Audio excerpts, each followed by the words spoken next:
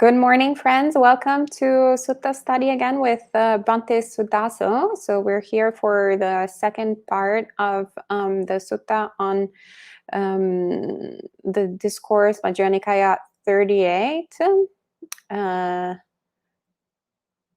And without further ado, I will pass it on to Bhante Suddhaso so we can start. Namo tassa bhagavato arahato samma sambuddhassa. Namo tassa bhagavato arahato samma sambuddhassa. Namo tassa bhagavato arahato samma sambuddhassa. Buddhang dhammang sanghang namasami. Good morning. So today we'll be continuing with the Mahatanha Sankhya Sutta, the discourse on the complete elimination of craving. So we had left off, we'd gone about a third of the way through the sutta, so it begun again with the monk Sahati, the fisherman's son, who had the wrong view that consciousness is the being which transfers from life to life and which experiences the results of karma. And the Buddha contradicts this by pointing out that consciousness is a dependently arisen phenomenon, that it cannot exist apart from its causes and conditions. And pointing out that the nature of consciousness is that it's constantly arising and ceasing. So there's no continuity of consciousness even in this life, let alone between lives. So then the Buddha continues. He then brings in another relevant concept, the concept of the four kinds of nourishment, or nutriment as it's commonly translated. The Pali word being ahara, which means intake. So the food or the fuel for something, that which it takes in order to sustain itself. So the Buddha says, monks, there are four nutriments for the maintenance of beings who have come into existence and for the assistance of those who are seeking existence. What for?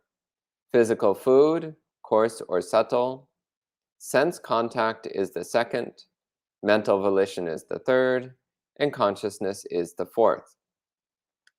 So the four kinds of nourishment are, the first one is nourishment for the body. So the physical food that we put into the body in order to nourish the body, keep the body going.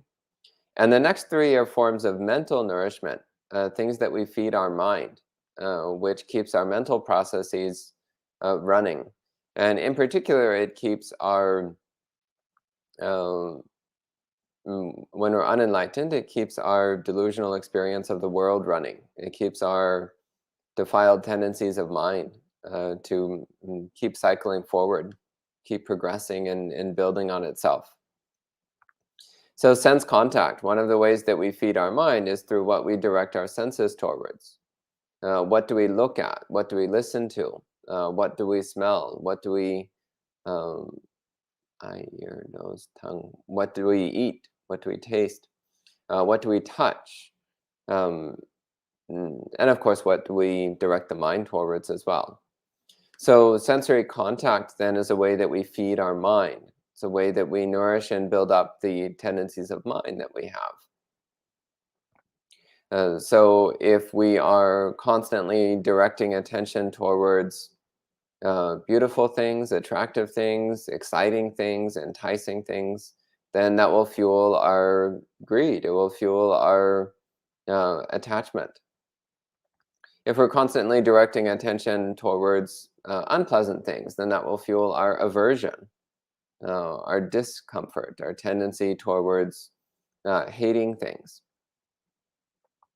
And if we're constantly directing attention towards our daydreams and our imagination, then that will build up our delusion. or if we're constantly thinking about our concepts and ideas about the world, our distorted opinions about the world, that will also build up our delusion.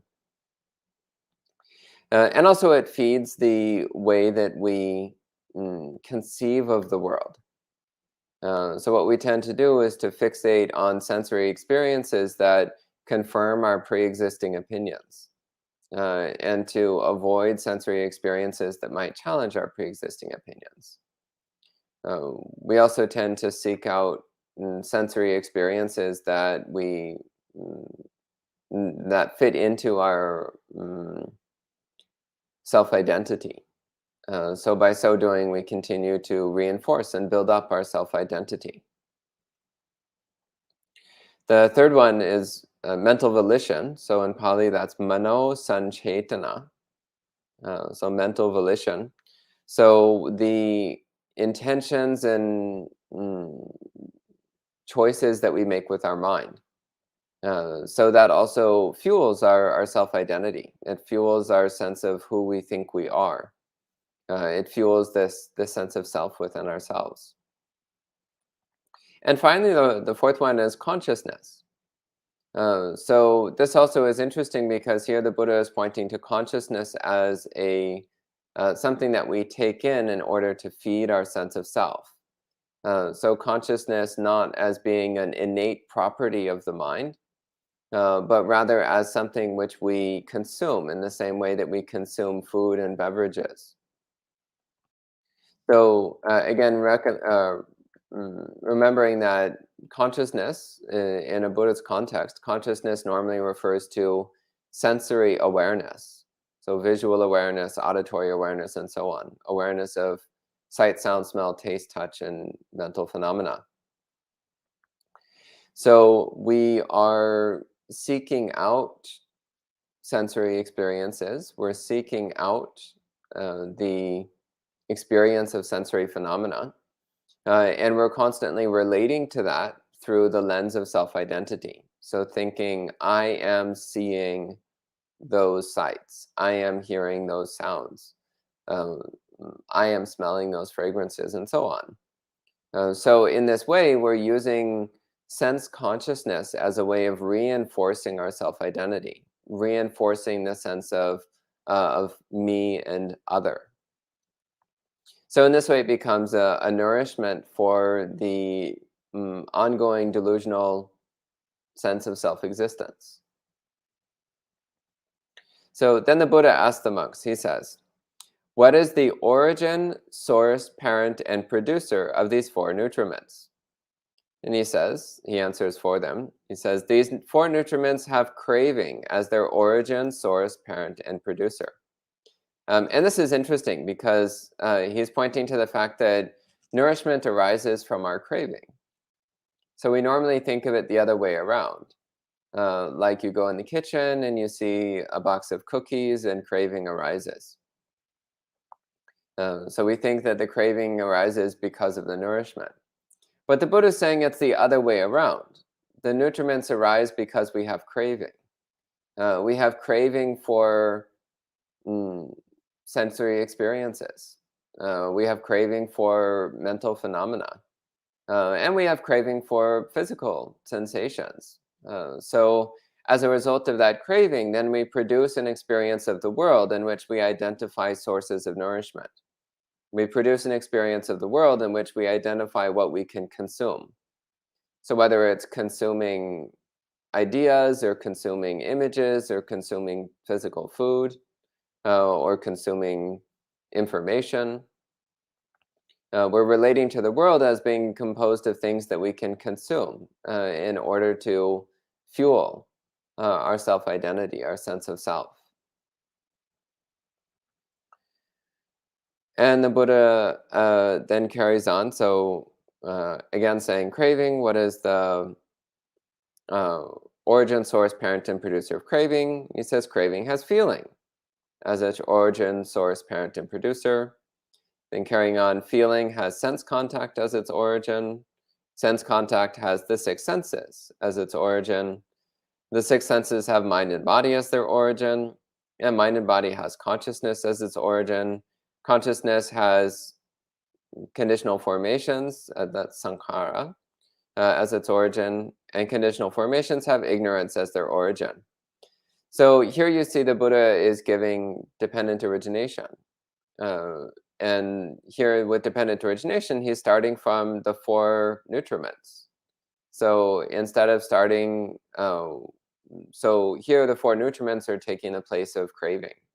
Taking the place of grasping as being the product of craving. But otherwise, he's going through the same links, heading backwards. And then now he gives it in the standard formulation moving forwards. He says, thus, monks, due to ignorance, there are conditional formations. Due to conditional formations, there is consciousness. Due to consciousness, there is mind and body.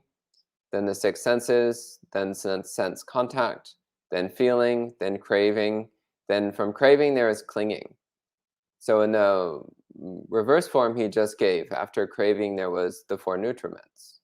But here he is giving the standard formulation. So after craving, there is clinging, then existence, then birth, then old age, dying, sorrow, lamentation, pain, depression, and anguish. And in this way, there's the arising of the entire massive suffering. So again, there's been a lot of Dhamma talks here on our channel recently about dependent origination, so I'm not going to give a detailed explanation this morning. There's been plenty of other talks on the subject by other teachers, so I don't think I need to add more at this time.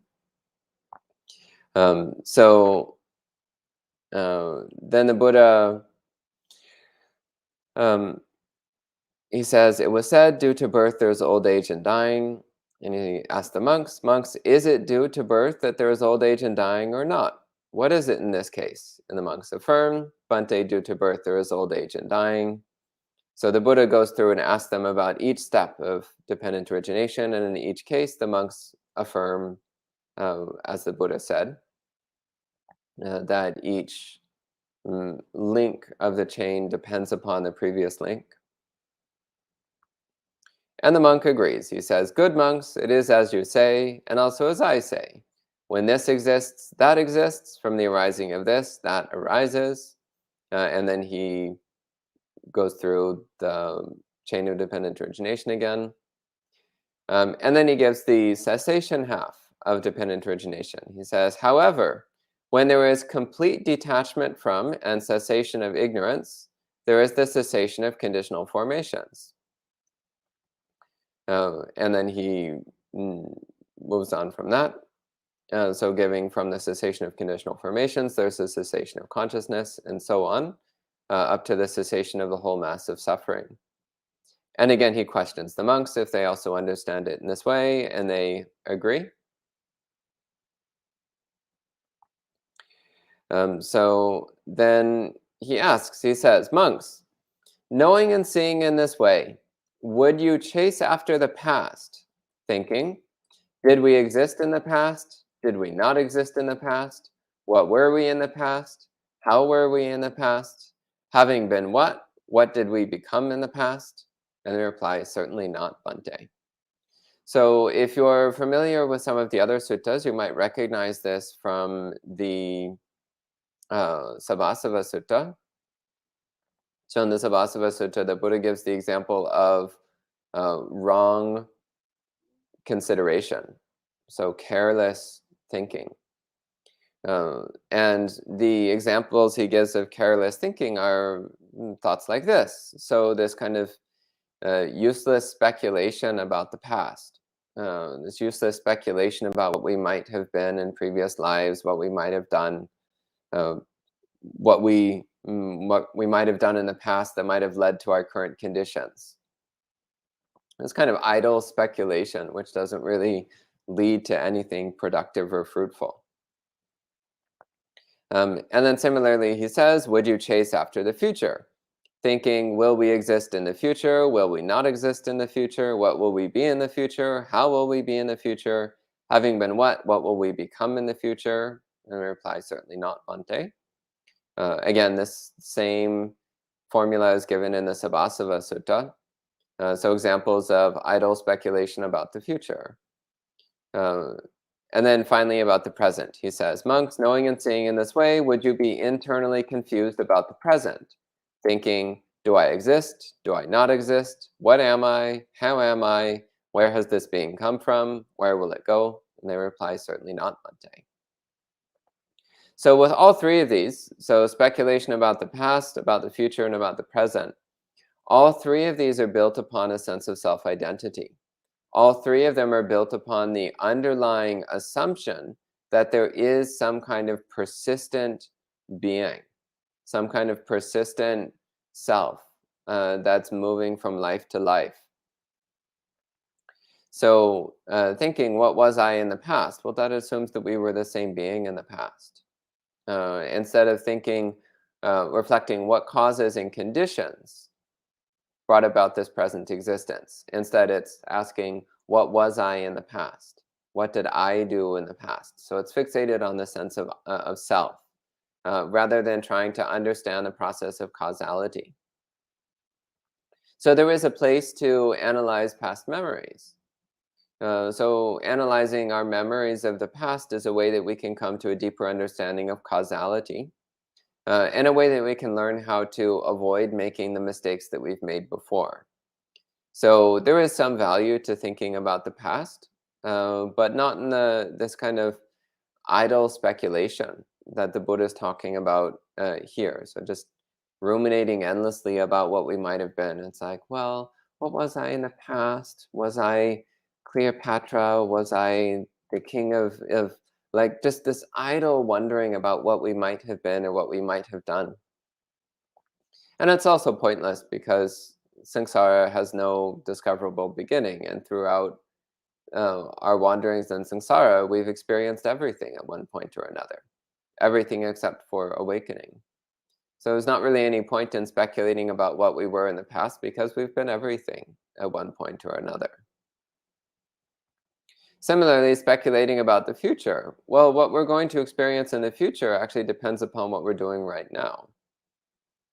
So rather than speculating about the future, we should just be focusing on creating wholesome causes and conditions with our present circumstances. Similarly, this confused meandering about the present. Do I exist? Do I not exist? Well, noticing again, it's centered around this concept of me. Rather than asking, do I exist or not? Instead, we should be considering what choices can be made in the present moment that will bring about wholesome results. You don't need to worry whether you exist or not. It's completely beside the point. It's totally irrelevant. The proper question is, what choices are being made? And what effect are those choices going to have? So the Buddha continues. He says, monks, knowing and seeing in this way, in other words, understanding the causal process of dependent origination. So when he says knowing and seeing in this way, he means with a thorough understanding of causality and conditionality. He says, would you say, we respect our teacher and we speak in this way because of respect for our teacher? And they say, certainly not, Bhante. In other words, the Buddha is saying, would you just profess this belief because you respect the teacher who taught it to you? And they say, no, that's not the reason we would say this.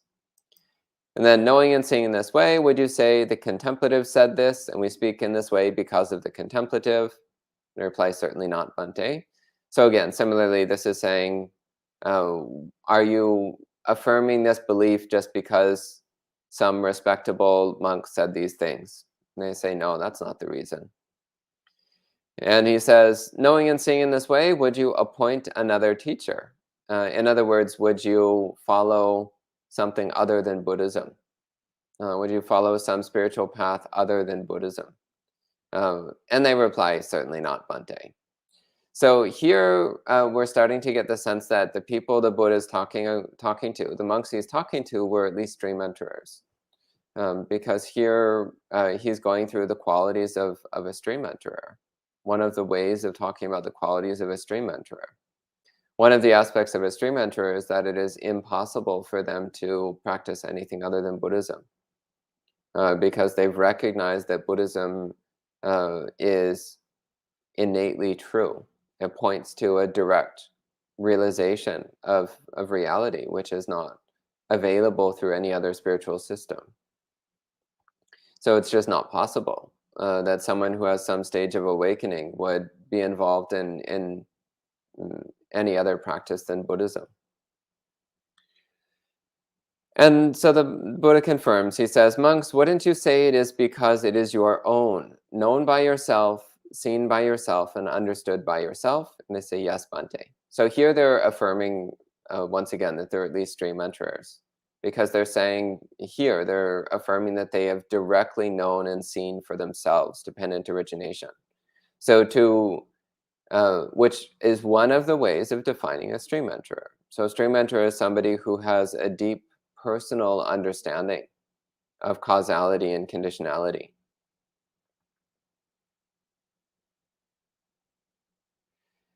And so the Buddha says, excellent monks, monks, you have been guided by me using this visible, timeless, experienceable, inviting Dhamma that is to be personally understood by the wise.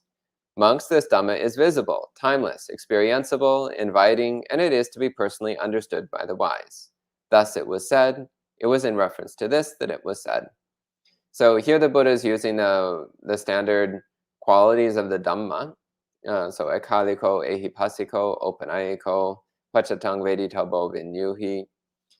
So these aspects of the Dhamma, so it's timeless. Well, first off, it's visible, sanditiko. It's something that you can see for yourself. It's timeless. That means the Dhamma is always equally true, whether it's in the past, present, or future. It's experienceable, so it's something that we can experience for ourselves. It's something which we can get close to and see on our own. It's inviting. So the Pali word here is opanayika. So inviting is a bit of an unusual translation. Opanayika means drawing you closer, guiding you closer to the truth. And pachatang vedito vinyuhi means something that can be understood personally by wise people. So again, it's not something that you need to rely on faith about, but rather you can come to a true faith, which is the faith based upon personal experience. You don't need to go on blind belief. Instead, you can cultivate the true faith that comes through a direct personal experience and a direct understanding of. And he says this is because, again, through contemplating dependent origination, one can see and know it for oneself and recognize that all aspects of experience, including consciousness, are temporary conditional manifestations that arise and cease in every moment. Then here the Buddha, he gives a brief summary of how a being comes into being and gets obsessed with the world. So he talks about how there's conception, and then the embryo grows for several months, and then it's born. And then when the child is young, it plays with toys. And as the child gets older, then it becomes increasingly infatuated with the sensory domains, becomes increasingly infatuated with sight, sound, smell, taste, touch, and thought. So he says, when it sees a visible object with the eye, it becomes infatuated with the object if the object is lovable. It becomes averse to the object if the object is unlovable. And it abides with mindfulness of the body unestablished and with a limited mind. So here he's talking about the ordinary unenlightened person. The ordinary unenlightened person gets obsessed with pleasant sensory experiences, annoyed by unpleasant sensations, and they don't have mindfulness of the body, and their mind is very narrow.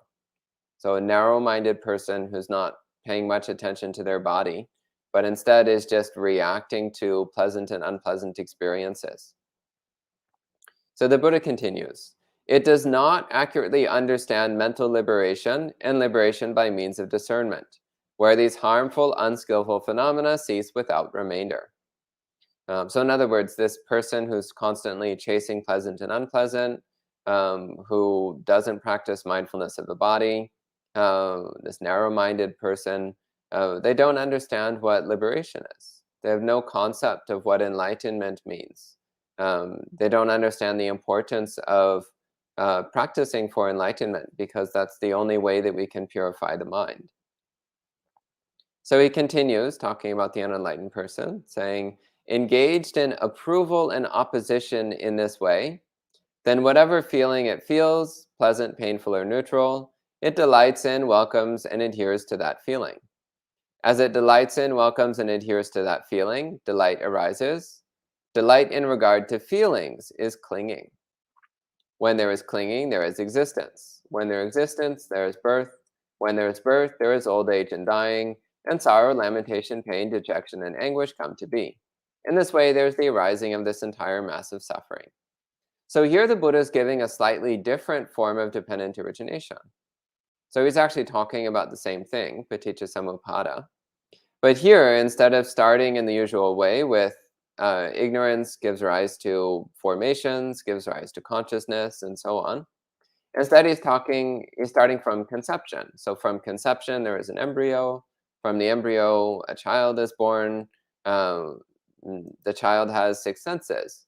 And through those 6 senses, it experiences sensations.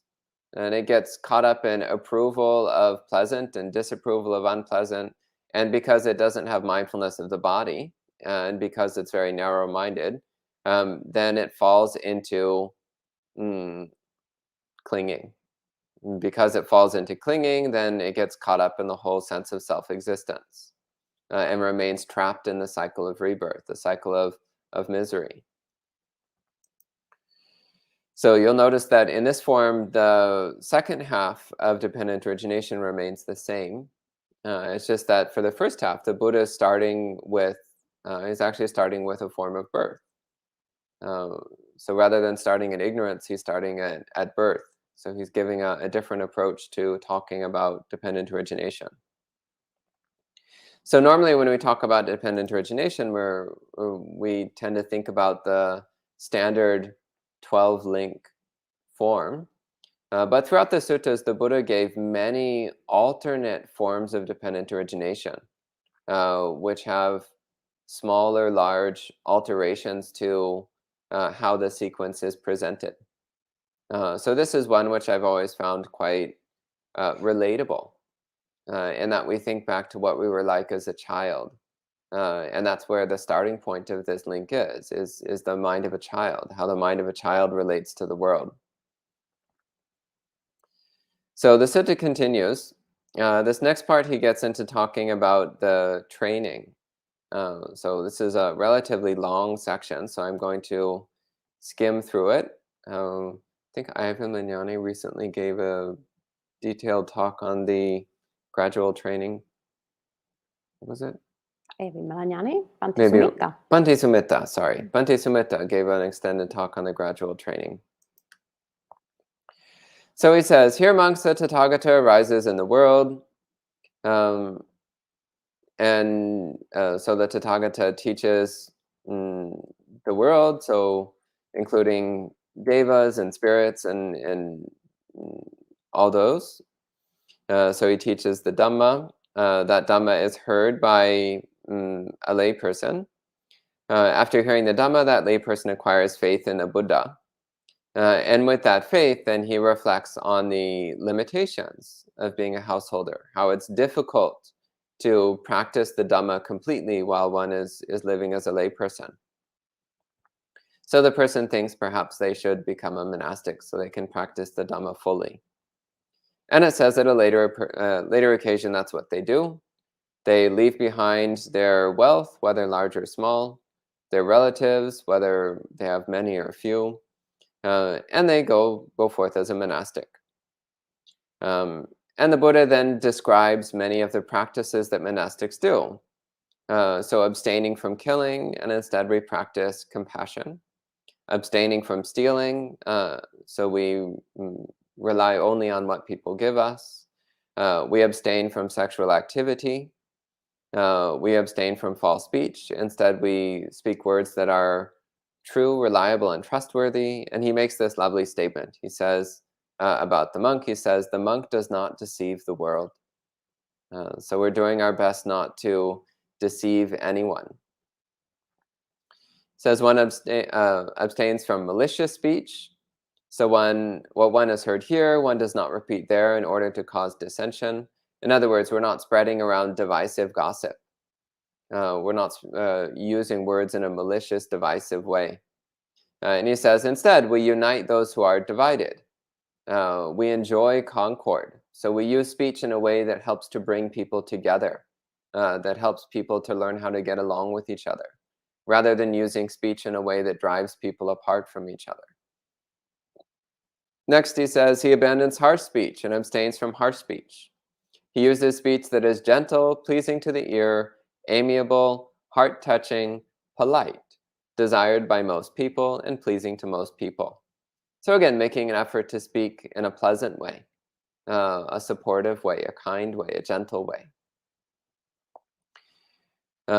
Abandoning useless speech. So as much as possible, we try to only speak words that are beneficial and related to the Dhamma, in words that are worth treasuring, reasonable, moderate, and useful. Then he goes into a long list of practices, and I'm not going to go into detail on these practices, but things about abstaining from entertainment, abstaining from luxury, abstaining from receiving money, not receiving slaves or animals, farm animals, and so on, not engaging in running errands for lay people, not engaging in commercial activities, not engaging in any kind of fraud. So again, talking about the lifestyle of a monastic. So a monastic, as much as possible, is trying to focus just on doing their spiritual practice. So not getting caught up in the business activities of lay people. And he says he is content with a robe to take care of his body and alms food to take care of his stomach. Wherever he goes with only these. Just as wherever a winged bird goes, it goes weighed down only by its feathers. In the same way, a monk is content with a robe to take care of his body and alms food to take care of his stomach. So this is the basic minimum of a monk, is just our robes and our bowl. We don't really need much beyond that. So he says, endowed with this noble collection of virtues, he experiences the internal happiness of blamelessness. In other words, when one is a monastic who has a deep commitment to morality, a deep commitment to blameless conduct, then that brings up a great deal of happiness. The happiness of knowing that we're not doing anything wrong. We're not doing anything that wise people would consider blameworthy, worthy of criticism. So the Buddha talks about this because morality is the critical foundation for training the mind. Without a solid basis of morality, it's very difficult to train the mind to develop concentration and wisdom. It's very difficult to break through our underlying habits and tendencies. It's very difficult to break our self-identity. So immoral conduct is completely bound up in self-identity. It's completely bound up in self-attachment. So as Bhante Rahula was saying yesterday, the best way to weaken our underlying tendencies is through practicing morality. The best way to weaken our obsession with self-identity is through practicing morality. So then with this basis of blameless conduct, of noble morality, then one practices sense restraint. So the Buddha gives his usual description of sense restraint. So when one sees a sight with the eye, one does not grasp at its characteristics or details. In other words, not obsessing about what you see, not lingering, not letting your eyes linger on things. Unless you have a good reason to. If you need to examine something, then that's one story. But not just letting your eyes linger on something and thinking about how much you like it or how much you hate it, but just not taking an interest in anything which isn't directly relevant to what we're currently doing. And then the same with the other senses. And he ends with this section by saying, endowed with this noble sense restraint, he experiences the internal happiness of impeccability. So the Pali word here is literally, it means untarnished, so unstained. So knowing that one's mind is not being tarnished in any way by our sensory experiences. Then he talks about mindfulness and clear awareness. He says, one is completely aware while advancing or retreating, while looking forward or backward, while contracting or extending one's limbs, while carrying one's cloak, robe, and bowl, while eating, drinking, consuming, and tasting, while defecating and urinating, while moving, standing, sitting, falling asleep, waking up, speaking, and remaining silent. In other words, practicing mindfulness in every activity. So always being completely, fully aware of what we're doing, no matter what it is. Even the most mundane and ordinary activities, even activities that we might consider disgusting, we maintain full awareness. And a full awareness with equanimity. So a peaceful mind, a non-reactive mind. So when you're taking out the compost bucket, you're not thinking like, ew, this is so gross, this smells so bad. You're just taking out the compost bucket and you're completely aware of what it smells like. It just doesn't bother you because why would you be bothered by it? It's just a temporary phenomenon being experienced by temporary consciousness. There's nothing inherently good or bad about the smell of compost. It's just the way it smells. So you practice complete awareness in every activity without reacting. So a non-reactive awareness at all times. Then the Buddha talks about meditation. So he says, endowed with this collection of noble virtues, this noble sense restraint, this noble mindfulness and complete awareness. So noticing these three prerequisites he's giving. If you want to have good meditation, then you need to start by practicing morality, sense restraint, and mindfulness. Then you can start to get into some good meditation practice. So he recommends resorting to secluded dwelling places, to the forest, the foot of a tree, a mountain, a gully, a hill cave, a cemetery, an isolated grove, the open air, a heap of straw. So finding somewhere where you won't be disturbed, a peaceful place where you can focus on training your mind. Um, so then he says, one sits down in a cross-legged position with one's body upright, establishes mindfulness, purifies the mind of covetousness, purifies the mind of aversion and hatred, purifies the mind of dullness and torpor, purifies the mind of restlessness and remorse, purifies the mind of doubt. So cleansing the mind of the 5 hindrances. And then he says, when one has abandoned these 5 hindrances, one enters the 4 jhanas. So first jhana, second jhana, third jhana, and fourth jhana. So here noticing, again, if you want to get into jhana, well, the very first thing is to practice morality. And then the next thing is to practice sense restraint at all times. And practice mindfulness at all times. Then purify your mind of the 5 hindrances, and entering jhana will be relatively easy. So over the years, many people have come and asked me, like, why is it so difficult to practice jhana? Well, the very first question to ask yourself is, how good is my morality? Without morality, you're not going to get anywhere near jhana. Concentration practice will be very difficult if you don't have good morality. Similarly, if you don't have well-developed sense restraint, then your mind will always be agitated. And when the mind is agitated, it's far from concentration. Similarly, without powerful mindfulness, it's impossible to get sufficient concentration. So jhana requires both sati and samadhi, mindfulness and concentration. If you try to practice samadhi, but you don't have strong mindfulness, then you won't enter into jhana. You'll just enter into a dull blankness of mind.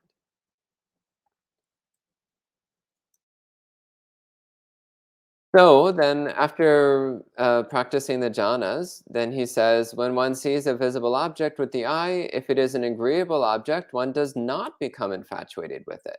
If it is disagreeable, one does not become averse to it. One abides with mindfulness of the body established and with an immeasurable mind. So this is the practice of somebody who, again, they've become a monastic, they've developed morality, they're practicing sense restraint, um, they're practicing mindfulness and clear awareness, they're practicing deep concentration, so very strong samadhi. When you have all of that as your practice, then you can have real equanimity. Then you can have this deep equanimity which recognizes sensory experiences without reacting, without falling into approval or disapproval.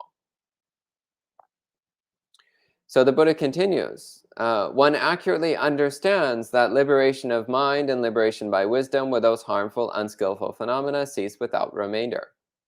When he has abandoned approval and opposition in this way, then whatever feeling one feels, pleasant, painful, or neutral, one does not delight in that feeling, welcome it, or adhere to it.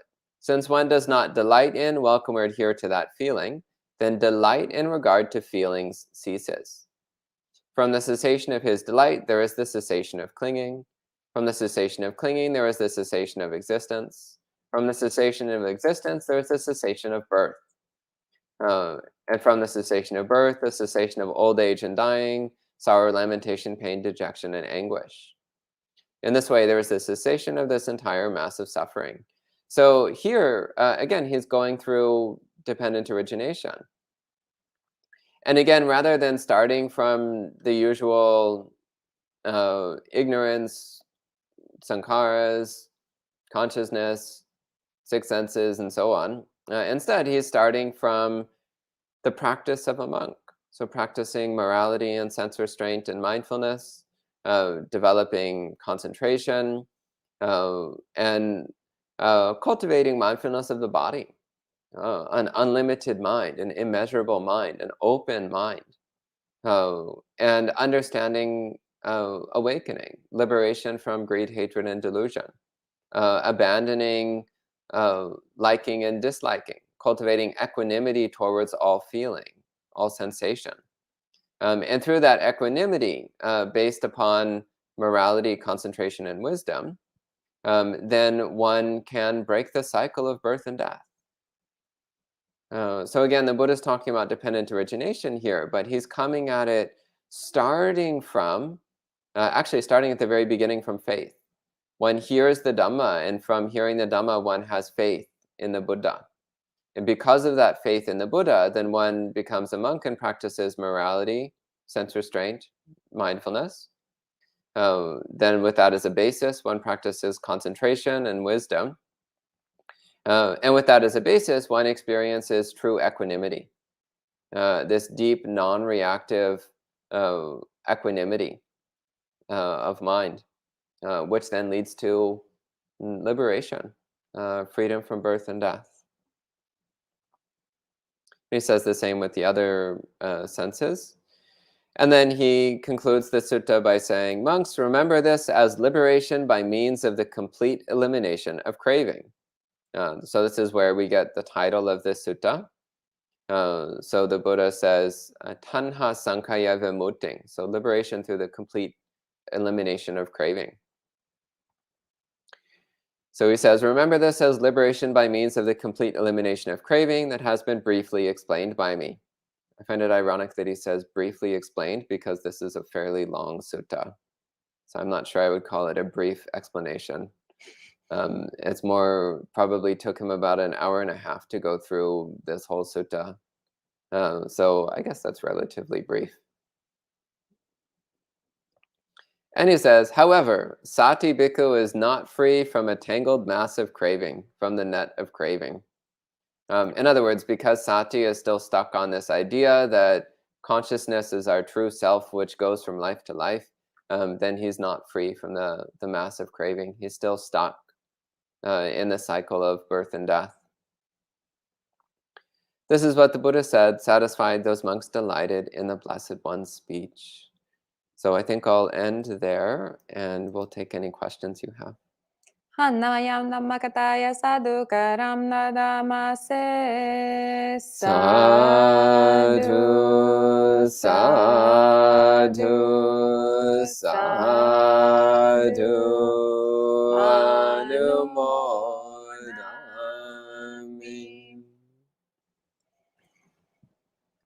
Thank you so much, Bhante, for sharing this beautiful sutta. May we all get to the complete elimination of craving. And Elaine says, has a question. What's the seventh relationship between dependent origination and non-self? Oh, maybe it's what is the relationship between dependent origination and non-self? So dependent origination is one of the ways that the Buddha describes how all the aspects of our experience are temporary phenomena which come into being depending upon previous causes and conditions, and which cease when those causes and conditions are right for them to cease. So in other words, whatever we think of as me is constantly arising and ceasing. Therefore, it cannot be me. So whatever you thought was you a moment ago, well, that was a conditionally arisen set of phenomena which have since ceased. And now there's a different conditionally arisen set of phenomena which are currently present.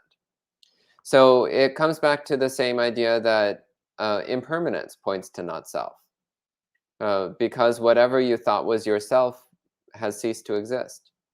So that couldn't possibly have been you. And whatever's currently present is also impermanent and insubstantial.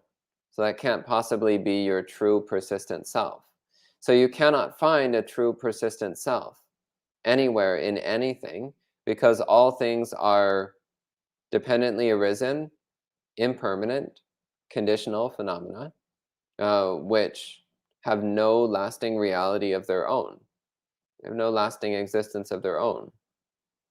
So then this idea that we have some kind of persistent, ongoing self has no ground, has no footing. So that's the relationship. Thank you, Bhante. And good to see you, Gita, Michael, Jorge, Boy, Kiao, Ishika, Upasika, Sachana Jyoti. Good to see you, Anita as well. And Sunil and many friends as well. Pia asks, question related to yesterday's session. If consciousness were not to descend into the mother's womb, would name and form take shape in the womb? No, Lord. This is a quote. This may give us, or even Venerable Sadi for that matter, the false impression that consciousness is a separate entity that can descend into a mother's womb, possibly even go from life to life. What is your take on this? I think that the Buddha would speak, sometimes he would speak in more conventional, relatable ways so that people could more easily understand what he was saying. So when he says consciousness descending into the mother's womb, well, then that can give you the impression that there's a persistent, ongoing consciousness and a persistent, ongoing mother and a persistent, ongoing womb. But of course, we know that all things are impermanent and conditionally arisen. So we know that that's not the case of things. So I think that's a clear example of the Buddha using conventional ways of speaking. Similarly to how at one point in the suttas, some devas come and criticize the Buddha for using personal pronouns, for saying things like I and me and mine. And they're saying, oh, you talk about not self, but then you say things, your monks are always saying I and me and mine. So what is this not self? And the Buddha's answer was like, well, because it would just be terribly awkward to try to speak in absolute reality terms all the time. It'd be terribly awkward to say like, the impermanent, temporary, conditional 5 khandhas are getting up. No, you just say, I'm getting up. It's a lot easier for people to understand you. So internally, you know that there is no self, but nonetheless, you conform to the conventions of speech so that people can actually understand what you're saying. So similarly, when the Buddha says consciousness descends into the mother's womb, I see that as the Buddha is just speaking in a way that people can understand. He's using the conventional language that people can relate to. But technically, there is no permanent, persistent, ongoing consciousness that moves from womb to womb, from life to life. Uh, so, yeah, I can see how Sati and many others, it's not just Sati, this problem continues even in contemporary modern day Buddhism. There's still many people, even quite prominent, well-respected Buddhist teachers, who uphold the wrong view of Sati, the fisherman's son. So, as with everything else in the suttas, keep in mind any statement of the Buddha must be taken within the context of the entire Sutta Pitaka. You cannot take anything the Buddha says out of context. Now, because the Buddha was an extremely wise person, and he was very careful about his words, much of his statements still stand on their own. So most of what the Buddha said, you actually can take out of context, and it's relatively clear what he meant. But it still poses a high risk of misunderstanding. So any statement of the Buddha should be taken within the context of the whole Sutta Pitaka. So that statement, consciousness descending into the mother's womb, well, you have to take that within the context of everything else the Buddha said. Then you won't fall into the wrong view of Sati. Okay. Wonderful. Thank you, Bhante. And good to see you, Canute. Welcome. Canute asks, is karma a subset or a construct related to dependent origination? I mean, karma is causality, and dependent origination is also causality. So yes, they're directly related to each other. Karma is a way of talking about how the choices we make produce results. So the cause and effect of choice. Dependent origination is talking about how things happen because of pre-existing conditions. And karma is part of those pre-existing conditions. So we make choices, and that creates karma, which then is part of the conditions which shape what arises next.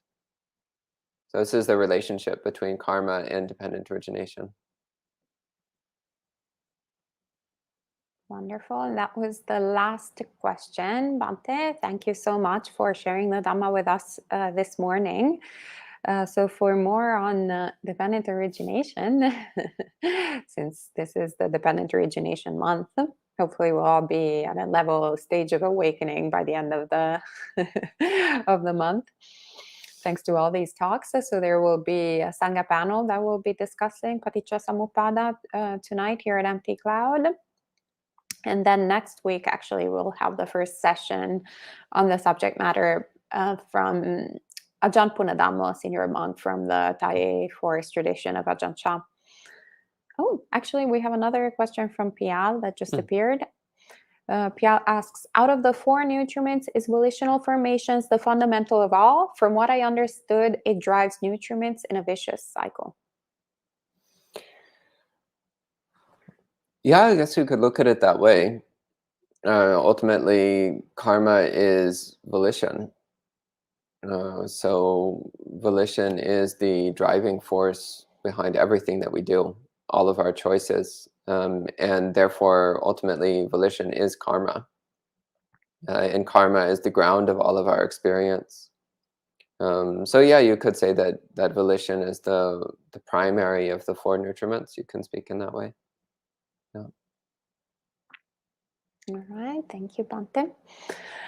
All right, so we'll see you all this evening, hopefully. And then tomorrow morning, Venerable Vimalanyani, the bhikkhuni who is spending time here at Empty Cloud for the Vassa, she will be sharing some teachings from the Agamas, so from the Chinese canon. And in the evening, we'll have monk chat. So any questions that you might have, possibly not on dependent origination, since that's all we're talking the rest of the times, you're welcome to bring them up to monk chat on Friday evening. And if you're around in New Jersey, close to Empty Cloud Monastery, you're welcome to come this weekend to practice. So we'll have an afternoon of mindfulness this Sunday afternoon, and then a week-long retreat happening starting on Monday, the day of the Upasata. All right, so hope to see you all, and we can end with 3 sadhus. Sadhu, sadhu, sadhu.